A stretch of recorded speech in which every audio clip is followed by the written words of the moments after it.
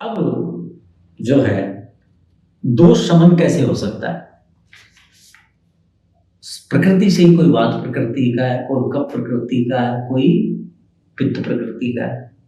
एक तत्व प्रधान होता है, दो गुण होते हैं, लेकिन वो दोष बन जाते हैं कई बार। जैसे शरद ऋतु में क्या होता है, पित्त कुपित हो जाता है तो उसके दोष हो गए। वसंत ऋतु में क्या होता है, कफ कुपित होता है। वायु वर्षा ऋतु में कुपित होती है तो वो हमें दुखी करती है। तो कहते हैं या प्रकृति से ही व्यक्ति दुखी हो जाता है। तो कहते हैं स्वादु तिक्त कषायत्वात् पित्त हृत कफ हृत तुषा, कटु तिक्त कषायत्वात् अम्लत्वात् वात हृत शिवा। अब देखो शिवा लिखा है, फिर शिवा का, शिव मंगल कारक है, कल्याण कारक है। अब कहते हैं कि एक ही चीज है, ये तीनों दोषों को कैसे शांत कर सकती है? नहीं तो होता है ना कि भाई घी का सेवन करो तो पित्त का शमन हो जाएगा,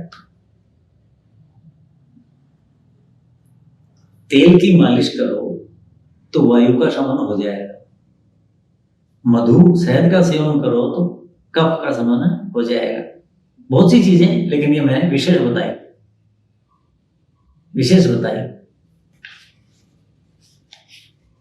वो एक एक चीज एक एक का शमन कर रही है। ये कहते हैं कि तीनों का शमन कैसे करती है? तो आचार्य कहते हैं इसमें गुण है क्या? स्वादु तिक्त कषायत्वात्, आयुर्वेद के छह रस हैं, मधुर अम्ल लवण कटु तिक्त कषाय, ये 6 रस है। तो कहते हैं देखो, स्वादु मधुर रस और तिक्त और कषाय होने के कारण ये पित्त का हरण करती है।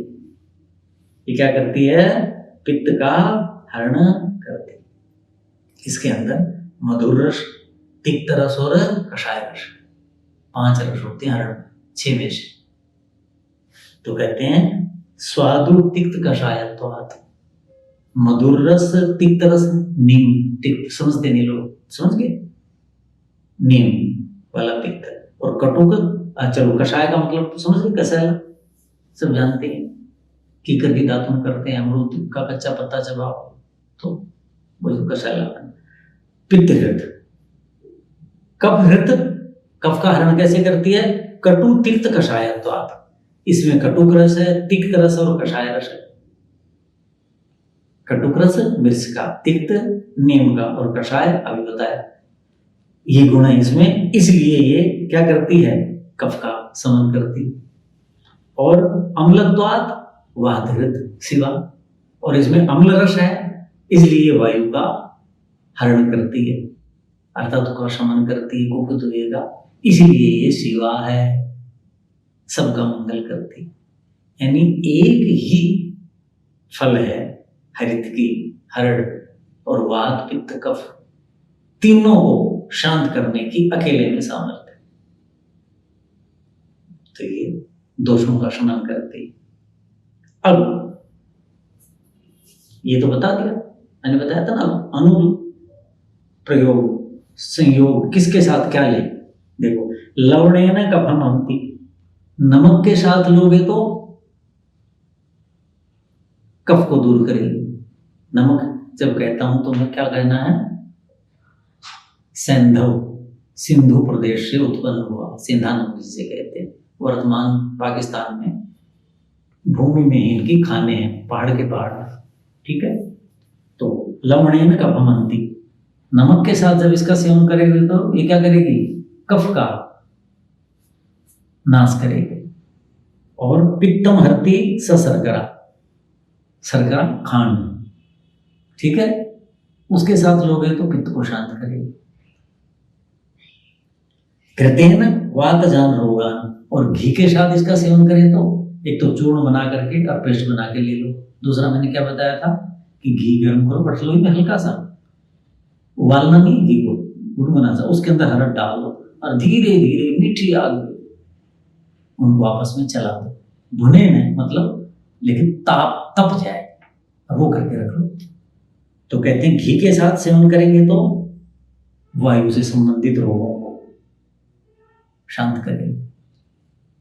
अब एक चीज और बता दूं, कोई एक चीज ऐसी जैसे हरड़ है, तीनों प्रकार के रोगों को शांत करती है। वात पित्त कफ, ऐसा एक तत्व है भारत का। अंग्रेज लोग और लोग पता चला है ऐसे गुण वाली चीज है, उसके साथ खाओगे तो कहते हैं सब रोगों में लाभदायक है। बताओ कहते हैं सर्व रोगान गुणान्विता, गुड़ के साथ यदि खाओगे तो सभी रोगों को दूर करेगी। भारत के गुड़ के बारे में पश्चिम बहुत आश्चर्य करता है कि क्या चीज है, क्या चीज। भारत में गुड़ बहुत बड़ी चीज है, शुद्ध हो और ऋतु के अनुसार और अनुपान भी ठीक हो तो गुड़ से अधिक कोई पौष्टिक चीज नहीं है और चीनी से अधिक हानिकारक कोई मीठी चीज नहीं है। चीनी किसने दी? पश्चिम ने दी। और भारत क्या देता संसार को? माँ कस्य दुख भाग होए थे। भारत क्या कहता है? वसुधा एव कुटुंबकम, पूरा संसार ही मेरा परिवार है। माँ कस्य दुख भाग होए, कोई दुख का भागी न हो, ऐसा चिंतन हमारा। हमने दुनिया को गुड़ दी, देखो गुड़ कैसा है। गुड़ के साथ कहोगे तो सभी कहते हैं रोगों को दूर कर देगी। ये भाव प्रकाश में भाव मिश्र लिखते हैं। अब अष्टांग संग्रह देखो वहां क्या लिखा है। वाते सर्व विषय, अलग अलग आचार्यों के अपने अपने अनुभव। तो अष्टांग संग्रह में वाग्भट्ट कहते हैं वाते सर्पी लवणा पित्ते सगुण शर्करा। वायु में, वायु जब कुपित हो, वायु से संबंधित रोग हो तो हर्ड कैसे लें? सर्पी, घी के साथ लें। भाव प्रकाश ने भी यही कहा था। और लवणा, सलवणा, साथ नमक भी।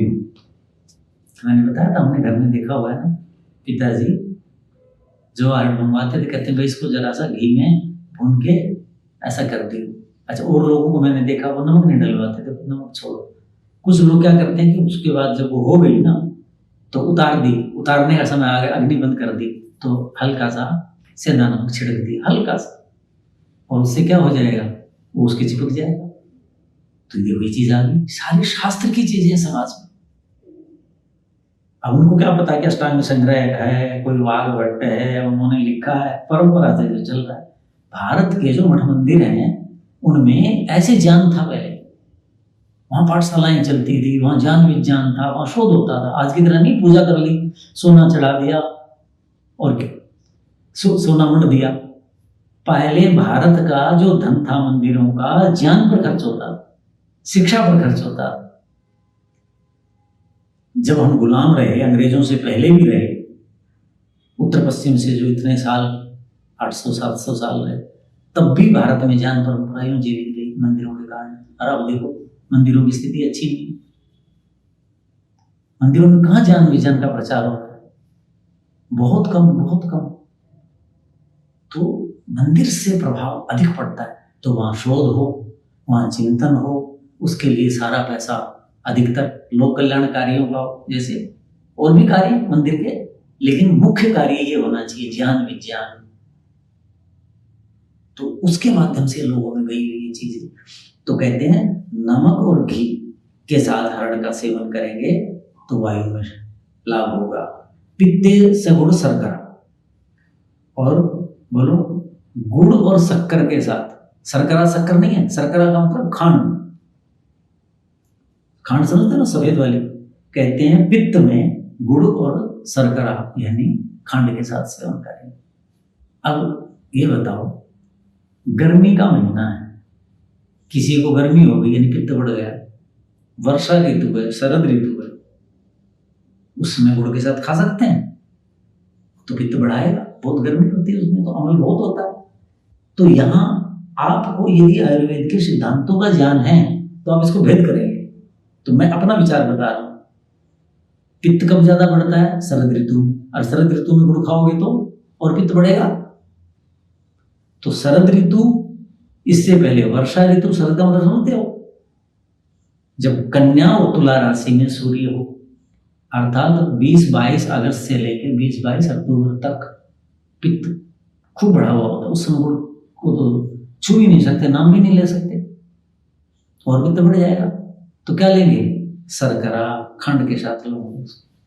ऐसे गर्मी है गर्मी में गुड़ खा सकते हैं? कोई बच्चा खा लेता था तुरंत बड़े टोक देते थे, बोले गुड़ मत खा कर, बरसात में गुड़े हो जाएंगे, फोड़े हो जाएंगे, ऐसा कहते थे। क्यों? कि वो रक्त को दूषित करता है, पित्त करता है। तो उस समय भी खंड से, गुड़ से कब ले? फिर हेमंत यानी नवंबर 20-22 अक्टूबर से हेमंत ऋतु शुरू हो जाएगी। लेकिन पहली ऋतु का प्रभाव रहेगा 10-12 दिन। तो ये मान लीजिए कि नवंबर से लेकर के और 10-12 अप्रैल तक, नहीं तो 31 मार्च तक, ठीक है, 3 ऋतुएं हैं, हेमंत, शिशिर और वसंत।